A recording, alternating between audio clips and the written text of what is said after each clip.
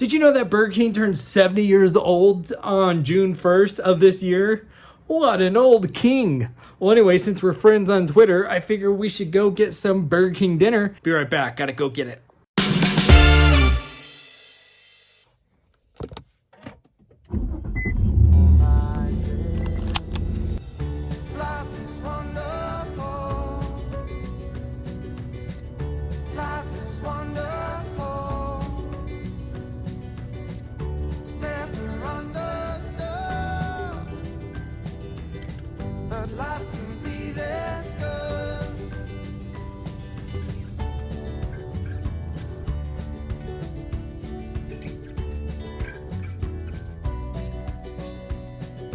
I would launch 1,000 ships just to be about your lips. Thank you for doing the birthday. Tell them all to sail away just to see you every day. Alrighty, just got back. I got the Burger King sodas, and I'd even asked for it, but they gave me a crown. In good spirits, I gotta wear the crown. Is this like the happy birthday hat? Is that why they gave it to us? There. Happy birthday to Burger King, huh? I get Dr. Pepper when I go. What soda do you get? I wish they had Pepsi. French fries, we don't have to taste test those. Sugar Rush. Kind of weird how small the patties are. That's ridiculous. Well, not the patties, but the little bread thing. You're falling! Look at that. It's weird how the little bread things are so tiny. Okay, I was just shut up and ate. No napkin. Do you not use napkins anyways when you're mukbanging? They had a sign in the drive-thru, and it was saying no patties. I'm like, what? No patties? Oh no. I'm gonna have to get like a refund and then go drive to the other side of town to the other Burger King. But then I pulled up and they're like, here's your order. And I'm like, thought there was no patties. Isn't this meat thing? Isn't that a patty? I thought that was a patty. This one's okay. Would I order it again? Probably not. I'm a super taster. I complain on food a lot. What do I get then if I don't like this? I get the flame grilled burgers and sometimes the chicken or the fish burger. Not very often the fish burger because their fish burgers aren't that yummy. But the chicken burger, sometimes I'll get a chicken burger, chicken sandwich. Or the bacon double cheeseburger, that's pretty good too. This wasn't going to be a mukbang, but I guess it's kind of turning into one. I was playing the Lego Incredibles the other night. I think it's level 3. They had the Pixar ball on a table when the bank was being robbed. Would you consider that burnt? Burnt, or if it's just like the part of the potato? Did you ever get a crown when you were a kid? He handed it to me with the grease spot on it. The fries are a little cold.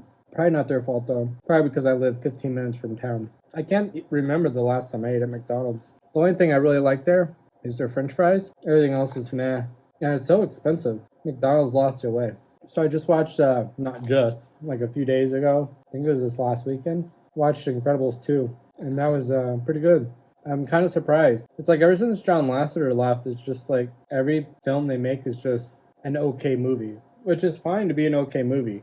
But like everyone says, like when you're Pixar, you can't be an okay movie. Like every movie is an amazing movie, which for the creators that still work there, that's gotta be really hard to have that kind of pressure that you have to meet, and like everyone expects you to make a home run hit every time you swing at the ball. And I get when Peter Sohn stepped up as one of the main ring leaders after John Lasseter left. I get he wanted to make his own traditions and like mark his territory, but I think his biggest mistake was kicking out John Ratzenberger and not putting him in their movies as an Easter egg. And he's like, oh, I want to start a new tradition. That tradition wasn't a John Lasseter tradition. That was a Pixar tradition. Like Steve Jobs was around back when we were doing that. So annoying. So his spiel was he was going to make his voice be the hidden voice in every video. And it's like, that's fine moving forward. And granted, a lot of the movies in the past did have his voice in it, so it's not like that's an original concept. Like, it was around, it was kind of a tradition. But his voice wasn't in every single movie that Pixar made, like John Ratzenberger's was. My question is, you got 100 characters in the movie, why couldn't you just use both voices? It's like when they forgot to put the pizza plant truck in Incredibles. But anyways, Inside Out 2, I thought it was going to be trash. Just the latest stuff that they kicked out. And there's a few little things in the movie that were a little bit annoying. But overall, that was really good. The traditional Pixar pull on your emotions and make you crying in a movie theater. So that was nice.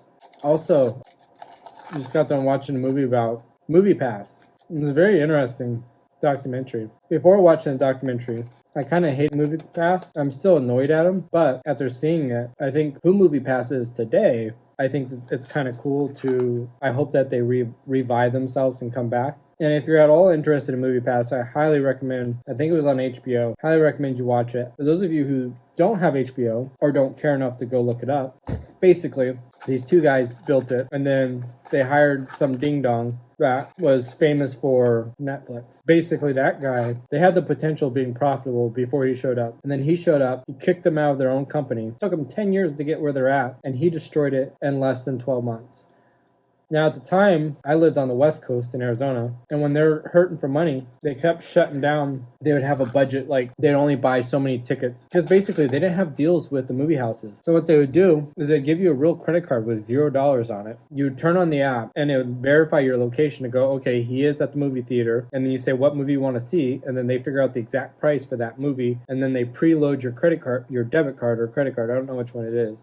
They preload it, then you swipe the credit card, take some money out of the account, your account balance is back to zero, but you just got a free movie. Well, free because you paid for the membership. Basically, this guy was dumb with their money. He blew up like $120 million in less than a year. But what's crazy about that, though, so they ran out of money. They couldn't keep up with everyone buying movie tickets. So they started saying, okay, we're only going to spend X amount of dollars a day. Well, the East Coast is several hours ahead of the West Coast. So within the first few hours of the theaters being open on the East Coast, the West Coast, the theaters aren't even open yet. And then they would spend their limit for the day as a company, not as an individual. And then you get there to go watch a movie. I paid like $120 for a year membership. I think I successfully got in once, at the most twice. That was really annoying. But one thing that, regardless of what you think of MoviePass, before it got ruined, when it was ruined, or where it's at today, if it wasn't for MoviePass, we wouldn't have had AMC's Stubs A-list, where you can get 3 movies a week every week, 20-something bucks. I forget how much it was, but it's dirt cheap to watch movies now. And that probably would have never happened if it wasn't for MoviePass. So they totally disrupted the industry, drastically increased how many people are watching movies again in the theaters. So there's a blessing and a curse.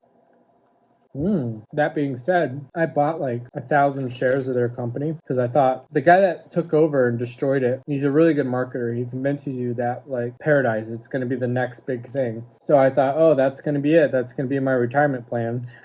It wasn't. So I lost out as a consumer with the membership, and then I lost out as an investor with the stocks. But then watching that documentary, I feel bad for the founders, because like these guys spent over a decade on it, and he lost, I don't remember what it was, like 100 million or something like that. I don't know.